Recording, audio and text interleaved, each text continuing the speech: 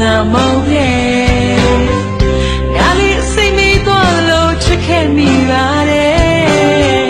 မင်းချစ်ခုလို့ပြောတဲ့ဒီစကားကိုငါလေးစနာတလားလို့တွေးခဲ့မိတော့လေယူလို့ဝါရီပြောနေကြတာညော်လေးချက်တွေမြင်နိုင်ချင်တယ်လို့မချစ်ရင်မချစ်ဘူးပြောခဲ့ပေါ့တရားသိမရှိဘူးပြောခဲ့ပေါ့ခလီလွယ်လို့ယူတဲ့နေဗမာလေးကိုလိုက်ချမ်းလေရာရာကိုငါမေ့ပြလိုက်ချင်တယ်ခလီနေကိုငါမောင်းနေ